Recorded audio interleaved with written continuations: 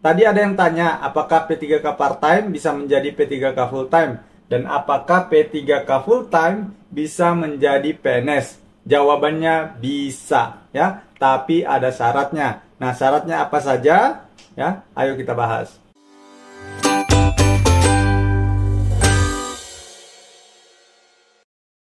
Nah, sebelum lanjut, bagi kamu yang ingin terus mendapatkan update seputar penerimaan CASN tahun 2024, silakan kamu subscribe channel ini dan follow akun TikTok ini, ya.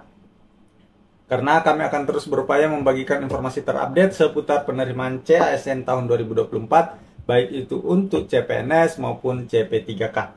Nah, untuk kamu yang ingin latihan soal tryout, bisa masuk ke www.almaya.com. Di situ adalah soal-soal yang pernah keluar di tahun-tahun sebelumnya, yang bisa kamu jadikan bahan latihan simulasi tes karena ada timernya, disimulasikan persis seperti pada saat ujian, ya.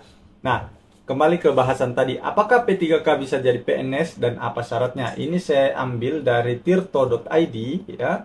Di sini disebutkan berdasarkan peraturan pemerintah dan peraturan Menteri Pan-RB yang berlaku saat ini, tidak ada larangan bagi P3K untuk melamar menjadi PNS. Jadi bisa saja, tetapi ada ketentuannya. Oleh karena itu, terkait pertanyaan apakah P3K bisa jadi CPNS atau calon PNS, jawabannya adalah bisa.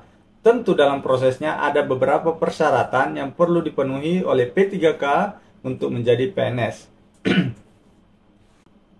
Nah, di sini disebutkan P3K bisa jadi PNS dan melamar CPNS dengan beberapa prosedur yang ditetapkan oleh peraturan pemerintah. Faktanya, berdasarkan PP nomor 11 tahun 2017 dan Permen Pan-RB nomor 27 tahun 2021 tentang pengadaan PNS, tidak ada larangan bagi P3K untuk melamar sebagai PNS. Ini tertuang dalam pasal 23 PP nomor 11 2017 dan pasal 5 Permen Pan-RB nomor 27 tahun 2021. Tetap bisa, ya. Kalau mekanisme pengangkatan P3K part-time menjadi P3K full-time itu pasti akan ada pembahasannya sendiri nanti yang telah dibuat oleh Menpan-RB. Nah, untuk pembahasan secara umum terkait dengan apakah P3K bisa menjadi PNS, jawabannya pasti bisa dengan cara mengikuti seleksi CPNS, karena dalam peraturan tidak ada larangan untuk P3K melamar jadi CPNS. Jadi nanti ketika teman-teman honorer sudah terangkat menjadi P3K dan masih memenuhi persyaratan untuk mendaftar CPNS, itu masih mungkin terjadi jika teman-teman mau mendaftar PNS, ya. Di sini disebutkan kedua pasal tersebut menyebut bahwa PNS boleh dilamar oleh setiap warga negara Indonesia yang cukup umur, kecuali yang berstatus sebagai CPNS, PNS, prajurit TNI, dan anggota Polri. P3K tidak disebutkan dalam peraturan ini. Artinya bisa mendaftar CPNS selama masih memenuhi persyaratan. Nah, persyaratannya apa saja sama dengan tahun-tahun sebelumnya, ya. Ada batas usia, ya, ada kualifikasi pendidikan, seperti itu, ya. Di sini disebutkan P3K tidak disebutkan sebagai status yang tidak boleh melamar PNS, sehingga dapat disimpulkan bahwa P3K bisa jadi PNS dengan cara melamar CPNS atau rekrutmen PNS. Kendati demikian, Kemenpan-RB tidak menganjurkan P3K untuk melamar menjadi PNS.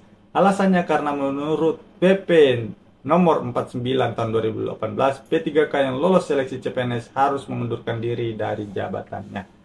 Ya, ini sih tidak masalah kalau sudah dipastikan lulus, ya. Nah, ini dia persyaratan selanjutnya. Ada beberapa syarat yang harus dipenuhi P3K untuk bisa menjadi PNS. Salah satunya syarat penting P3K menjadi PNS adalah P3K harus berhenti terlebih dahulu dari jabatannya di instansi pemerintahan.